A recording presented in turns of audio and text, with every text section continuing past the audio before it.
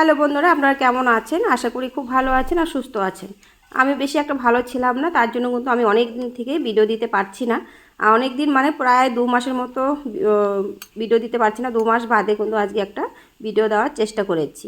শরীর খুবই খারাপ ছিল। আর বন্ধুরা, আজকে আপনাদের সাথে গরম যেহেতু পড়ে গেছে, তো সিম্পল একটা ডিমের ঝোলের রেসিপি আপনাদের সাথে শেয়ার করব। আর গরমকালে কিন্তু এইভাবে পাতলা ডিমের ঝোল খেলে কিন্তু ভালোই লাগে।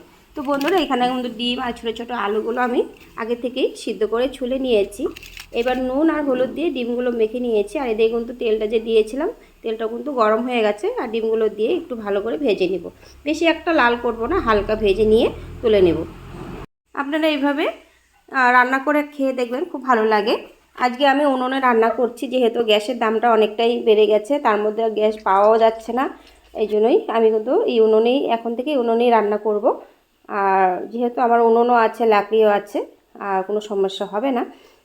এদিকে কিন্তু ডিমগুলো ভেজে নিলাম, তুলেও নিয়েছি। তুলে নিয়ে এদিকে আলুগুলো কিন্তু দিয়ে দিয়েছি। আলুগুলো ভাজা হতে থাক, এদিকে আমি একটা মশলা বেটে নেব।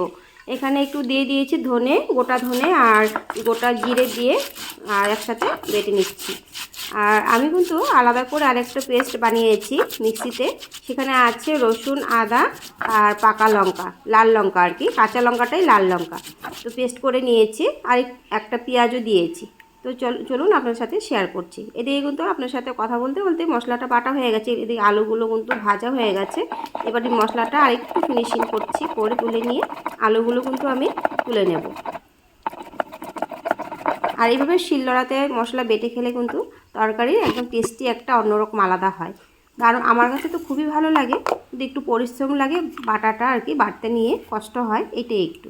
যাই হোক, এদিকে কিন্তু এই যে আমি বলেছিলাম যেগুলো পেস্ট করেছিলাম, সেগুলো আমি সেই মশলাটা আর কি বাটিতে ঢেলে নিয়েছি। এদিকে আমি ডিম ভেজেছিলাম, আলুগুলো ভেজেছিলাম, তেলটা আগে থেকে অনেকটাই দিয়েছিলাম। আর একটা করে কোনো তেল দেওয়ার কোনো দরকার পড়েনি। ওই তেলের মধ্যে গোটা জিরে, গোটা গরম মশলা দিয়েছি, দারচিনি, এলাচ দিয়ে নিয়ে আর পেঁয়াজটাও দিয়ে নিয়েছি, শুকনো লঙ্কা দিয়েছি, দিয়ে ভালো করে ভেজে নিয়ে মশলাটা দিয়ে দিয়েছি। মশলাটা ভালো করে কষাতে হবে একদম, যতক্ষণ এই জলটা শুকিয়ে না যাবে ততক্ষণ মধ্যে নেড়ে যেতে হবে। চামচের মতো লবণ দিয়েছি বড় চামচে, আর হাফ চামচ দিয়েছি হলুদ গুঁড়ো দিয়ে এবার কিন্তু ভালো করে কষিয়ে নিতে হবে যতক্ষণ জলটা না শুকিয়ে যাবে। এদিকে দেখুন, আপনাদের সাথে কথা বলতে বলতে জলটা কিন্তু শুকিয়ে গেছে মশলার, আর মশলাটাও পুরো তেল ছেড়ে দিয়েছে। এবারে কিন্তু আমি একটা টমেটো দিয়ে দিচ্ছি, দিয়ে ভালো করে কষিয়ে নিয়ে মটরশুঁটিগুলো দিয়ে দিব, মানে সব দিব না, অল্প দিব, এত লাগবে না। আর এদিকে মটরশুঁটিগুলো দিয়ে ভালো করে কষিয়ে নিতে হবে। আর আগে থেকে যে আলু ভেজে রেখেছিলাম, সেই মশলাটা কিন্তু কষিয়ে গেলে তারপর কিন্তু আমি আলু ভাজাগুলো দিয়ে দেব। দেখুন, আপনারা দেখতেই পাচ্ছেন একদম সুন্দরভাবে কষানো হয়ে গেছে, একদমই জল নেই। আর এই যে আলু যে ভেজে রেখেছিলাম, আর আপনারা কিন্তু এইভাবে ছোটো আলু দিয়ে ডিমের ঝোল করে খাবেন, দারুণ লাগে। তো এই দেখুন, তো আলুগুলো দিয়ে ভালো করে কষিয়ে নিয়ে, আর জলটা আমি আগে থেকেই গরম করে রেখেছিলাম। আর আপনারা চেষ্টা করবেন গরম জল দেওয়ার জন্য, তাহলে কিন্তু ভালো হয় আর বেশি, রেসিপিটা খেতে আর একটু টেস্ট বেশি লাগে। আর এদিকে কিন্তু গরম জলটা দিয়ে ভালো করে নাড়াচাড়া করে তারপরে দেখুন ডিম ভেজে রেখেছিলাম, সেই ডিমগুলোও দিয়ে দিয়েছি।